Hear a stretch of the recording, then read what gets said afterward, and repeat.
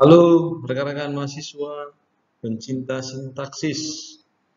Kita kembali bertemu dalam video pembelajaran kita kali ini.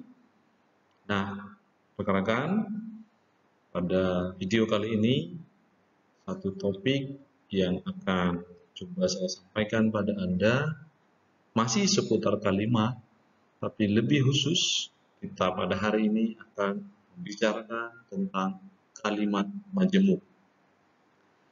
Pada video-video sebelumnya, untuk rekan-rekan yang sudah menonton video pembelajaran, saya sudah banyak menyampaikan beberapa penjelasan tentang jenis-jenis kalimat. Nah, untuk hari ini, memang satu video ini saya buatkan khusus untuk Anda, sehingga bisa melihat kalimat majemuk itu lebih spesifik. Dan Anda bisa mengetahui nantinya kalimat majemuk itu apa-apa saja jenisnya dan bagaimana bentuk atau contoh-contohnya. Nah, oleh karena itu, rekan-rekan mahasiswa, silakan menyimak video pembelajaran kita kali ini. Semoga tambahan ilmu Anda tentang kalimat majemuk ini mendapatkan manfaat yang luar biasa dan Anda bisa menghasilkan atau menciptakan atau menulis kalimat-kalimat majemuk, terutama nanti jenis-jenis kalimat majemuk itu, sehingga Anda memiliki kemampuan untuk mengidentifikasi dan bahkan bisa menganalisis mana yang termasuk dari kalimat majemuk. Nah, baik rekan-rekan, seperti sebelum-sebelumnya dalam video-video sebelumnya, rekan-rekan kita harus mengingat kembali perbedaan mendasar apa yang dimaksud dengan kalimat tunggal dan kalimat majemuk. Artinya, mengapa disebut kalimat tunggal, mengapa disebut kalimat majemuk. Nah, di video sebelumnya saya sudah menjelaskan itu, tapi saya akan khusus menjelaskan mengapa disebut kalimat majemuk, sehingga sebenarnya kalimat majemuk itu apa, begitu ya. Nah, mudahnya untuk mengingat kalimat majemuk itu sebenarnya ketika kita membicarakan kalimat berdasarkan jabatan fungsi kalimat, berarti nanti kalimat majemuk itu adalah perpaduan dari pola jabatan kalimat yang memang pola jabatan kalimatnya itu sudah minimal, ya, minimal terdiri atas dua pola. Artinya sudah hadirnya dua pola fungsi jabatan kalimat. Nah, kalau kita kembali pada video sebelumnya tentang kalimat tunggal, jelas ya, fungsi jabatan kalimatnya itu kan semuanya satu, sehingga disebut berpola satu. Misalnya hanya satu terlihat subjeknya, hanya satu terlihat predikatnya, hanya satu terlihat objeknya, hanya satu misalnya ada pelengkapnya, dan ada hanya satu mungkin terlihat keterangannya. Namun berbeda dengan kalau kita nanti berbicara kalimat majemuk, maka sudah ada minimal dua pola yang muncul di sana. Ya, dua pola yang dimaksud itu, misalnya minimalnya itu ada dua subjeknya, ya, ditambah dua predikatnya. Artinya sudah ada nanti dua subjek dalam kalimat itu atau dua juga predikatnya. Itu sudah kalimat majemuk. Atau misalnya dua subjeknya, dua predikatnya, dua objeknya, ya, lalu ada satu keterangannya, sudah juga termasuk kalimat majemuk, ya. Atau misalnya kita katakan ada dua subjeknya, dua predikatnya, ada dua objeknya, ya mungkin kalau mau kita tambahkan satu pelengkap atau dua pelengkap boleh juga, ada dua keterangannya boleh juga. Nah, atau lain-lain. Artinya begini, bahwa dinamakan sebuah kalimat itu pada kategori kalimat majemuk saat kalimat itu terlihat dari struktur jabatan kalimatnya sudah memiliki minimal dua pola. Itulah yang dinamakan kalimat majemuk. Nah, contoh-contoh kalimat yang ada Anda lihat dalam slide itu adalah kalimat majemuk. Ya, hanya memang nanti kita akan melihat jenis-jenis kalimat majemuk itu apa saja. Ya. Tapi secara umum ini sudah termasuk yang dinamakan kalimat majemuk. Nah, contoh di sana, dosen sedang mengajar dan mahasiswa sedang menyimak. Nah, jelas kalau kita ingin membuat struktur jabatan kalimatnya atau fungsi jabatan kalimatnya, itu sudah hadirnya minimal 2 subjek dan 2 predikat. Ya, misalnya kita kata dosen. Ya, dosen berarti subjek, sedang mengajar predikat. Ada konjungsi tidak? Mahasiswa sudah subjek, sedang menyimak adalah predikat. Nah, ini sudah kalimat majemuk. Ya, jadi sudah ada 2 pola yang kita lihat. Struktur jabatan kalimatnya sudah ada 2 pola.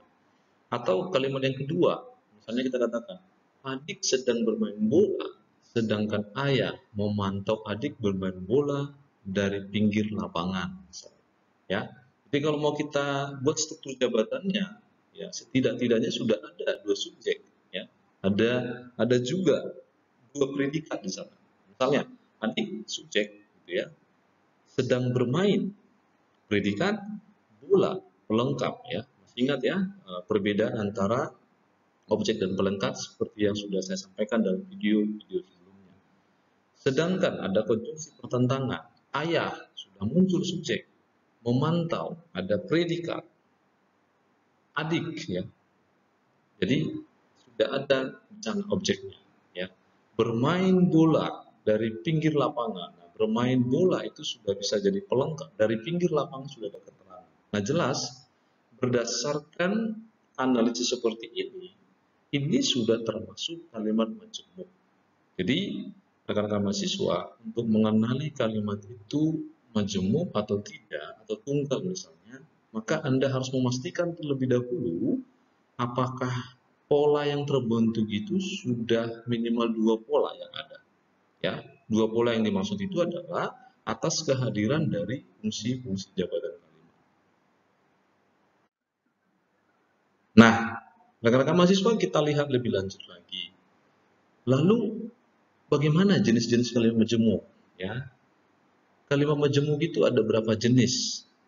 Kalau ingin kita lihat pembagian secara umum ya, klasifikasi besarnya, kalimat majemuk itu kita akan bagi menjadi 3 bagian besar yang kita kenal dengan istilah KMS, ya, kalimat majemuk setara.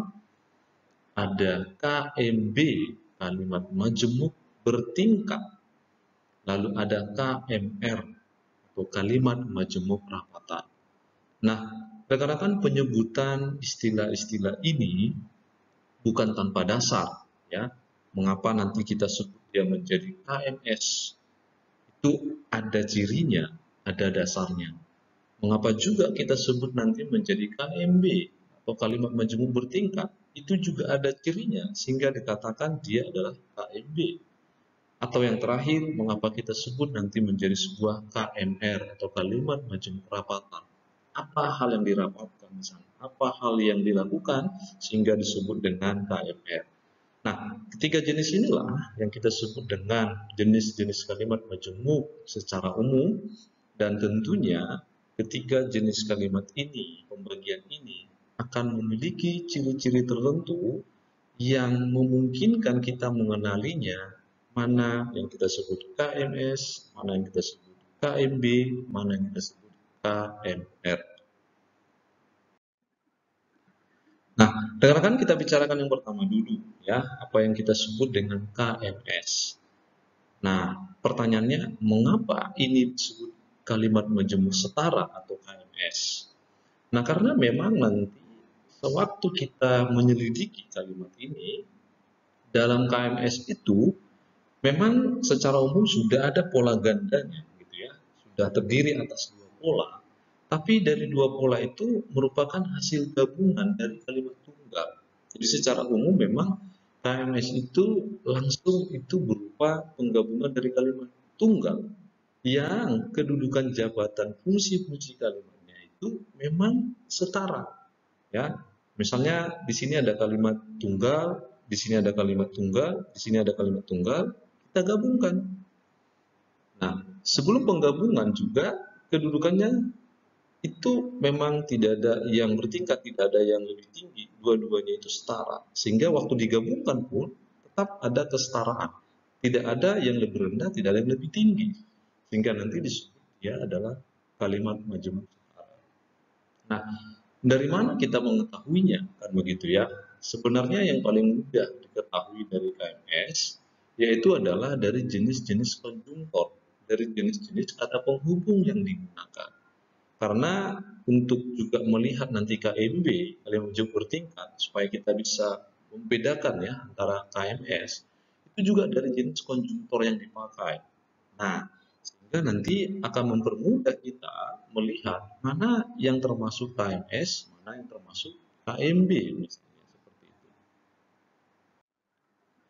Nah, kita lihat supaya mempermudah Anda memahami mana itu yang kita sebut KMS, kalimat menjemput setara, ya, itu akan Anda lihat hubungan yang terjadi di dalam kalimat itu. Artinya pola yang tadi kita gabungkan, ya, antara kalimat tunggal, tentu kan ketika kita gabungkan itu ada hubungan yang terjadi. Nah, hubungan apa? Tentu otomatis jawabannya adalah hubungan kesetaraan. Nah, hubungan kesetaraan itulah yang nantinya coba kita lihat dari konjungsi, dari konjungtor yang dipakai. Sehingga kita bagi lagi bahwa ternyata KMS itu kita bagi lagi menjadi 3 bagian besar. Apa yang kita sebut dengan istilah kalimat majemuk setara sejalan, ya, KMS. Nah, dikatakan sejalan karena konjungtor yang digunakan adalah konjungsi dan, ya. Jadi KMS kita sebut dengan konsep KMS sejalan. Atau yang kedua, KMS berlawanan, ya, artinya nanti ada kalimat majemuk setara tapi esensi isinya itu berlawanan sehingga konjungtor yang dipakai biasanya 3 tuh yang paling mudah kita ingat, STM, ya, sedangkan, tetapi, melainkan. Nah, 3 konjungsi ini atau 3 konjungtor ini langsung menandai bahwa ini adalah kalimat majemuk setara yang nantinya bersifat berlawanan sehingga kita sebut KMS berlawanan. Atau yang ketiga, ada istilah KMS pilihan, ya. Atau pilihan itu biasanya menggunakan konjungtor atau, ya. Jadi pilihan itu sering juga dikatakan ini KMS opsional, ya. Jadi kalimatnya majemuk setara tapi nanti esensi isinya adalah ada pilihan atau ada opsi yang ditawarkan. Nah, kita lihat contoh-contoh yang ada di sana supaya rekan-rekan mahasiswa nanti bisa mengamati, mengenali, dan bahkan menuliskan, ya, atau menciptakan kalimat yang termasuk pada 3 jenis dari KMS itu sendiri. Nah, coba kita lihat yang pertama. Presiden mengeluarkan peraturan pemerintah dan para kepala daerah melaksanakan aturan itu. Ya, jadi kalau kita coba cross check dari fungsi jabatan kalimatnya, presiden berarti subjek, mengeluarkan berarti predikat, peraturan pemerintah ada objek. Itu untuk kalimat tunggal yang pertama, tapi digabungkan sejalan. Dan para kepala daerah melaksanakan aturan itu. Jadi ada subjek yang kedua, para kepala daerah melaksanakan predikat aturan itu objek. Nah, sudah memenuhi syarat yang kita sebut tadi kalimat majemuk, ya. Dan ini termasuk kalimat majemuk setara karena sudah ada konjungsi dan yang artinya sejalan, ya, sejalan yang memang kedudukannya kedua kalimat yang digabungkan ini adalah setara. Nah, itu yang pertama. Atau yang kedua, kita coba lihat kalimat majemuk setara yang esensinya di dalamnya ada berlawanan, gitu ya. Nah, di sini dikatakan untuk kalimatnya pemerintah sedang menurunkan harga minyak goreng, sedangkan penjual menaikkan harga minyak goreng. Ya, nah di sana dikatakan kita coba lihat pemerintah berarti ada subjeknya satu sedang menurunkan, ada predikat harga, ya, harga minyak goreng, ya, bisa kita katakan ini adalah objek, ya. Nah, harga minyak goreng berarti sudah ada satu objek, sedangkan, ya, muncul konjungtornya, penjual muncul lagi subjek, menaikkan, predikat lagi, harga minyak goreng objek lagi. Jadi jelas di sini kita temukan bahwa kalimat ini termasuk KMS yang berlawanan, ya, esensinya berlawanan atau bertolak belakang. Nah, atau yang ketiga, contoh yang ketiga untuk KMS pilihan atau opsional, kamu akan menerima kekurangannya atau kamu akan menolaknya untuk kesekian kalinya. Nah, sudah muncul ya. Di sini juga sudah ada dua pola, ada kamu subjeknya akan menerima predikat, kekurangannya objek. Sudah ada. Kamu juga muncul di kalimat kedua itu ada kamu subjeknya akan menolaknya. Ya, sudah ada juga predikatnya ya. Dan untuk kesekian kalinya juga sudah ada predikat. Jadi ada opsionalnya di sana atau ya, tapi minimal dia di sana sudah memenuhi syarat yang kita sebut kalimat majemuk. Yang ini dikatakan setara tapi opsional. Ada pilihan. Nah, kita lanjut rekan-rekan mahasiswa ya. Kita masuk pada pembagian besar yang kedua yaitu kalimat majemuk bertingkat. Apa bedanya? Mengapa kita sebut dalam KMB gitu ya? Sehingga akan terlihat perbedaan ciri dengan kalimat majemuk yang setara. Nah, di KMB itu apa yang unik? Yang membuat eh, ini berbeda dengan kalimat majemuk setara. Nah, kalau kita perhatikan dari struktur susunan bangunan atau jabatan kalimat yang ada nantinya, memang di kalimat jumlah bertingkat itu polanya memang ganda, tetapi di sana yang khas itu ada kedudukan hierarkis. Ya, kedudukan hierarkis itu berarti ada persoalan yang nanti kita harus cross check, yang mana yang menjadi induk kalimat, mana yang menjadi anak kalimat. Ya, nah, seperti yang sudah kita pelajari pada video-video sebelumnya, waktu kita mempelajari klausa, kan ada di sana istilah klausa atasan atau sama dengan induk kalimat dan klausa bawahan atau sama dengan anak kalimat. Jadi di dalam kalimat jumlah bertingkat, konsep itu sangat mungkin terjadi sehingga kita sebut nanti ini adalah kalimat jumlah bertingkat karena ada posisi yang lebih tinggi, ada posisi yang lebih rendah. Ya, dengan perbedaan posisi itulah nanti dikatakan inilah yang menjadi kalimat majemuk bertingkat. Ya, nah bagaimana cara kita melihat? Nah, untuk mempermudah memperlihatkan itu juga kita bisa mengenalinya dari jenis-jenis keterangan tertentu yang dipakai atau jenis-jenis konjungtor yang dipakai yang menentukan kapan dia itu menjadi anak kalimat, kapan kita sebut itu menjadi induk kalimat. Ya, dan memang secara umum ciri khasnya atau ciri-ciri yang bisa Anda kenali misalnya, induk kalimat itu tidak akan melekat konjungtur apapun. Ya, ya, jadi dalam klausa atasannya itu tidak ada yang kita sebut dengan pelekatan konjungsi. Tetapi kalau anak kalimat itu selalu melekat apa yang kita sebut dengan konjungtor. Ada keterangan tertentu yang melekat. Nah, itu yang paling mudah. Yang lain lagi yang mudah kita bisa lihat saat kapan itu KMB, mana induk, mana anak kalimat. Coba perhatikan letak atau posisi tanda koma yang dipakai. Nah, fungsi tanda koma sangat berarti di dalam KMB ya, supaya tanda koma itu menjadi pewatas atau penentu batas antara mana yang kita sebut anak kalimat, mana yang kita sebut induk kalimat. Nah, pola khasnya itu kalau kita lihat ya, anak kalimat itu ya, anak kalimat kalau nanti diikuti, jadi tanda panah itu artinya anak kalimat dulu, baru induk kalimat, itu harus kita pakai tanda koma.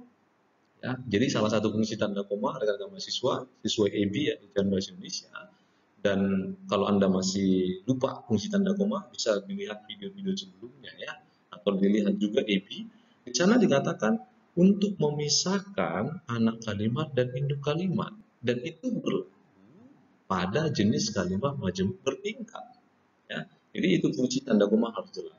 Tetapi berbeda dengan kalau induk kalimatnya ya diikuti oleh anak kalimat ya atau induknya terlebih dahulu, baru setelah itu ada anak kalimatnya, kita tidak boleh menggunakan fungsi tanda koma. Karena tanda koma nanti itu akan menjadi salah fungsinya. Nah, inilah ciri khusus ya kalau Anda ingin nanti mengenali bagaimana sebenarnya ciri khas dari kalimat majemuk bertingkat itu. Nah, lantas apa jenis-jenisnya ya? KMB itu ada jenisnya? Tentu ada. Karena tadi saya katakan bahwa KMB itu kita lihat berdasarkan jenis keterangan tertentu atau jenis konjungtor yang dipakai, maka jelas KMB itu cukup banyak. Ya,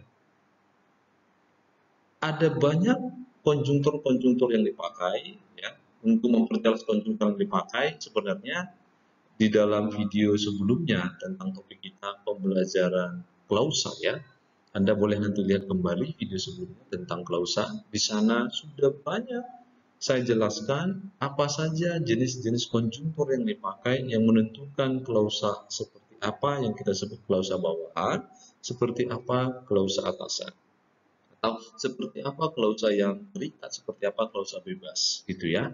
Nah, tetapi secara umum nanti bisa kita perhatikan bahwa memang pembagian jenis KMB itu akan sangat bergantung pada jenis keterangan atau konjungtor yang digunakan. Ya, sebut saja jenis konjungtor yang umum digunakan, misalnya keterangan sebab ya, karena, sebab gitu ya, keterangan akibat, misalnya maka gitu ya, sehingga, keterangan waktu. Nah, ini kan cukup banyak ya keterangan waktu. Sebelum, setelah, sesudah, seraya gitu ya. Keterangan pertentangan. Nah, ini berbeda dengan pertentangan di KMS ya, harus bisa Anda bedakan. Nah, di sini keterangan pertentangan itu yang cukup banyak dipakai adalah meskipun, walaupun, kendati pun. Yang penting dia lebih banyak menggunakan artikel pun ya. Berbeda dengan yang tadi di KMS itu kan STM ya, sedangkan, tetapi, melainkan. Tetapi kalau nanti dalam konsep KMB yang dipakai itu menggunakan partikel pun ya, kendati pun, walaupun, gitu ya.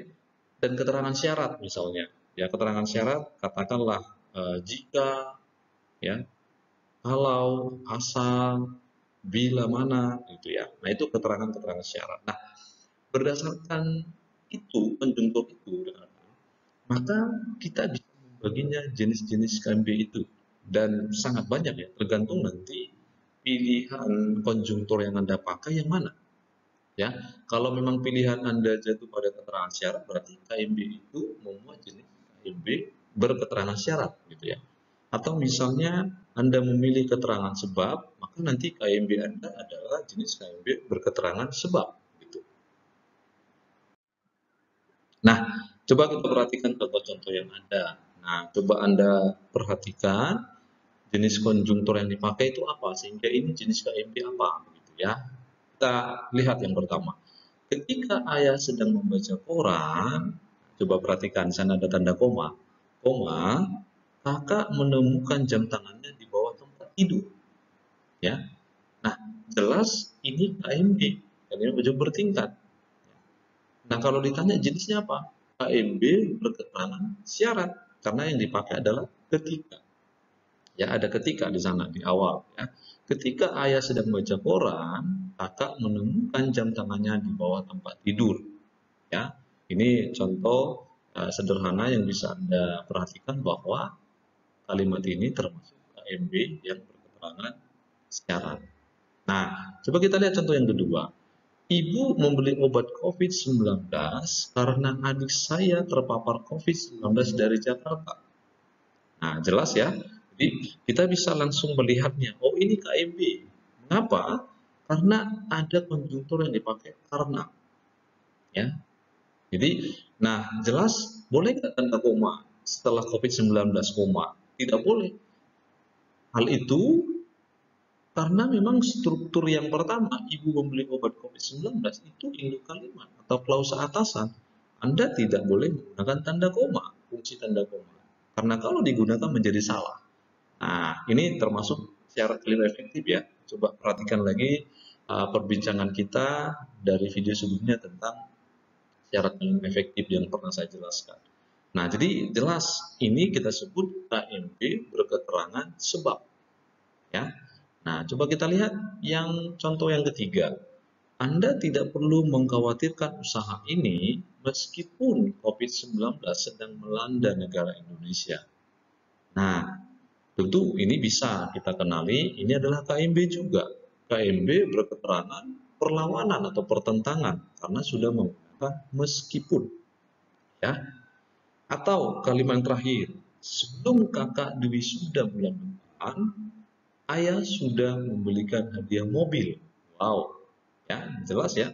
Ini juga KMB yang memang berketerangannya itu adalah berketerangan waktu, ya, karena ada kata sebelum. Nah, ya, jadi Anda bisa menciptakan KMB-KMB lain yang memang kita memiliki tujuannya adalah memilih konjungtur jenis apa yang hendak kita inginkan, yang kita ingin ciptakan, sehingga KMB kita memenuhi syarat dari kriteria yang tadi.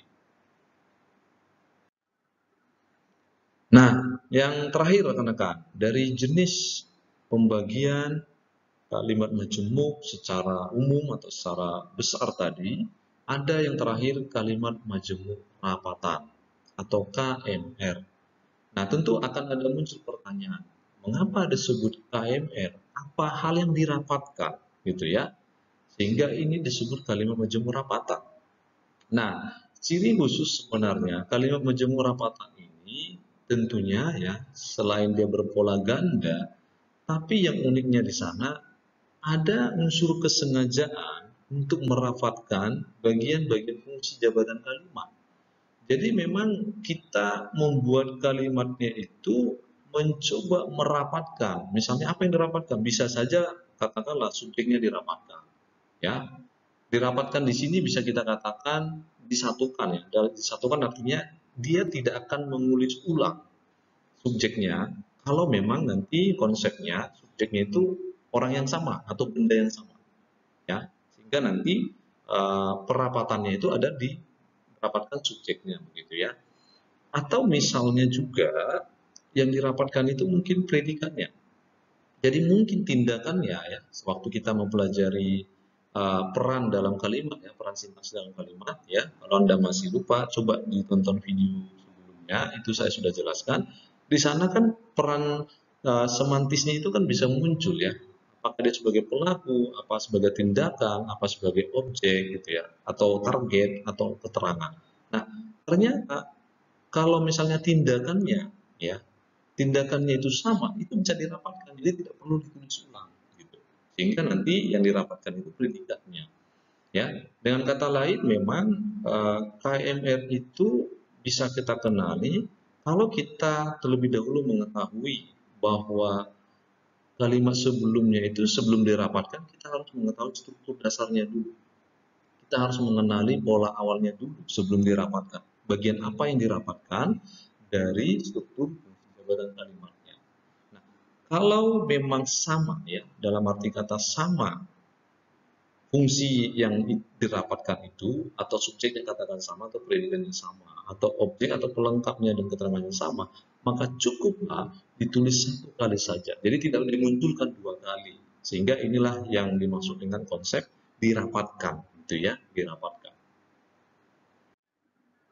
Nah, berdasarkan konsep itulah rekan-rekan, jenis KMR itu bisa kita bagi-bagi lagi, ya, tergantung pada fungsi jabatan kalimat yang mana nanti yang dirapatkan, ya.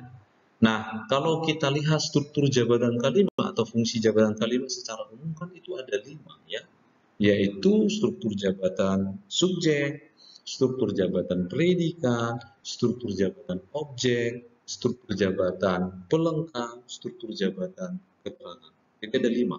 Nah, di antara 5 ini kita harus bisa mengidentifikasi mana fungsi jabatan itu yang dirapatkan. Sehingga pembagian KMR itu ada 5. Yang kita sebut nanti istilah KMRS ya. Jadi artinya kalimat majemuk rapatan yang dirapatkan itu subjeknya, sehingga kita sebut istilahnya KMRS. Jadi yang dirapatkan itu S atau subjeknya yang dirapatkan. Contoh kita lihat di sana. Ayah mencuci sepeda ontel, motor Yamaha, dan mobil Toyota. Coba. Sebenarnya kalau ingin kita keluarkan dari strukturnya ini, kan sebenarnya subjeknya kan sama, orangnya sama, yaitu pelakunya si ayah.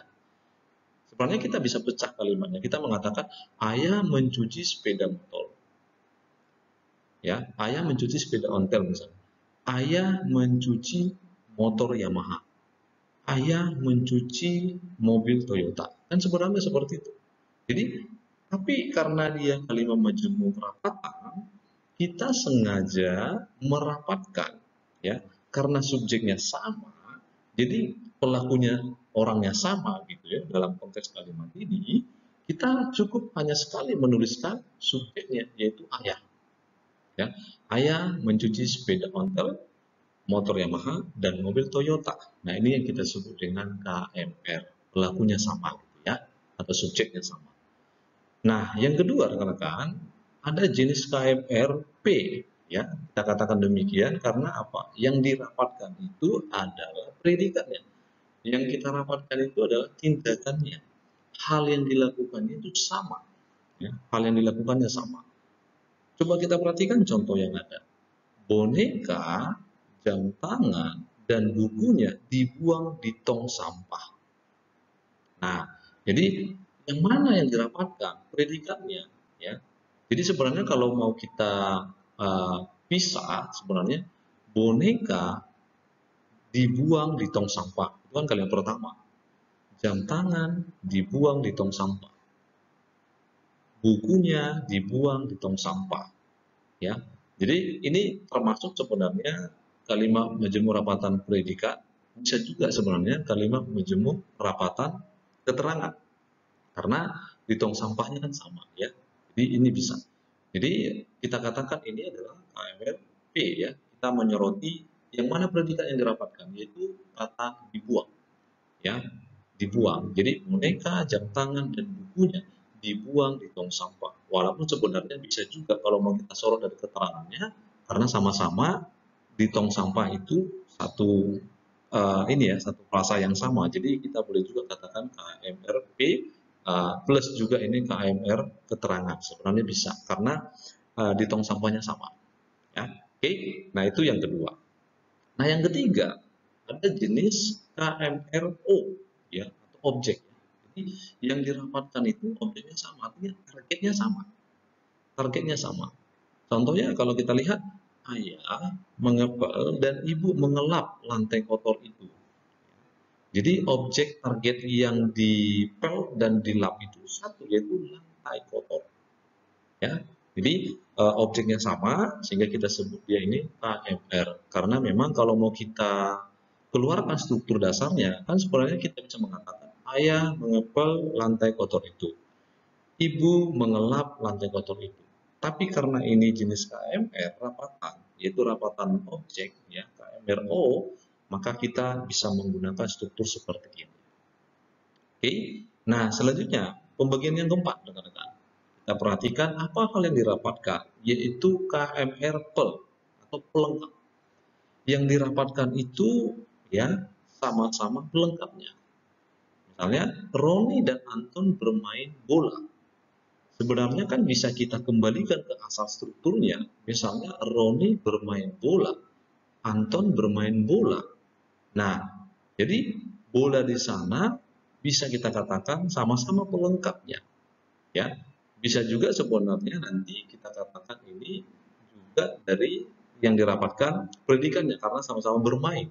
Tapi yang mau kita soroti supaya tahu perbedaannya, ya, yang kita soroti adalah pelengkapnya sama, yaitu bola. Nah, yang terakhir rekan-rekan ada KMRK. Nah, keterangan. Keterangan itu kan cukup banyak ya, seperti yang sudah pernah saya jelaskan juga dalam video sebelumnya. Nah, keterangan itu apa? Keterangan tempat misalnya, keterangan cara misalnya ya, keterangan waktu misalnya, ya, keterangan proses misalnya ya. Nanti coba Anda nonton lagi video-video kita sebelumnya. Nah, dalam kalimat ini kita katakan bahwa kalau memang keterangannya itu sama, nah kebetulan dalam contoh ini keterangan tempat yang sama, yaitu di perpustakaan, maka kita sebutlah ini KMRK. Claudia membaca novel dan Cynthia membeli buku di perpustakaan. Ya, Sebenarnya kalau mau kita lepas dari struktur awalnya, kita bisa mengatakan Claudia membaca novel di perpustakaan, ya. Lalu Cynthia membeli buku di perpustakaan. Nah, mungkin ada perpustakaan tertentu yang bisa dibeli bukunya, mungkin ya dalam konteks ini. Tapi ini hanya sekadar contoh rekan-rekan. Jadi bisa kita katakan di perpustakaan, ya. Atau Anda mungkin bisa ganti kata membeli supaya lebih tepat. Misalnya Cynthia membaca atau meringkas buku di perpustakaan, ya, atau Cynthia meminjam buku di perpustakaan. Intinya yang ingin saya soroti dalam contoh ini adalah perpustakaan, tempat yang sama, ya, sehingga kita sebut KMRK, ya. Nah, inilah rekan-rekan jenis-jenis KMR yang sebenarnya kalau kita perhatikan mengapa dibuat harus model seperti ini. Sesungguhnya ini kan tujuannya untuk melakukan penghematan penulisan. Artinya kalau kita kembali seperti yang pernah saya jelaskan dalam syarat-syarat kalimat efektif, ya.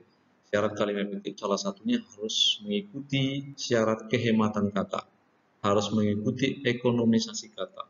Maka dalam tulisan juga sebenarnya hal yang kita rapatkan itu, hal yang kita hilangkan kalau memang sama, itu bisa kita memenuhi syarat kalimat efektif juga.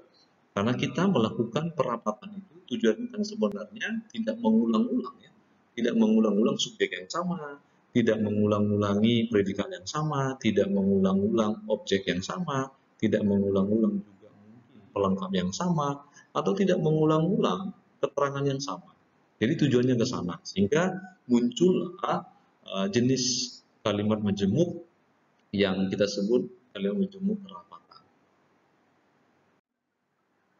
Nah, baik rekan-rekan, kita sudah sampai di penghujung video pembelajaran kita kali ini. Semoga apa yang saya sampaikan, saya jelaskan terkait dengan kalimat majemuk dan jenis-jenisnya, Anda bisa memahaminya dengan baik, dan silakan Anda menciptakan, menuliskan, memikirkan, merencanakan kalimat-kalimat majemuk seperti apa yang Anda ingin Anda tuliskan, atau Anda analisis supaya nantinya Anda terbiasa mengenali mana yang kita sebut dengan kalimat majemuk setara atau KMS, mana yang kita sebut dengan kalimat majemuk bertingkat atau KMB, mana yang kita sebut dengan kalimat majemuk rapatan atau KML. Nah, terima kasih untuk Anda semuanya rekan-rekan mahasiswa. Jikalau nanti ada pertanyaan, silakan Anda boleh tanyakan secara langsung dalam pertemuan sinkronus, dan semoga video pembelajaran kali ini bermanfaat untuk Anda. Sampai bertemu pada video-video pembelajaran berikutnya. Tuhan memberkati Anda. Terima kasih.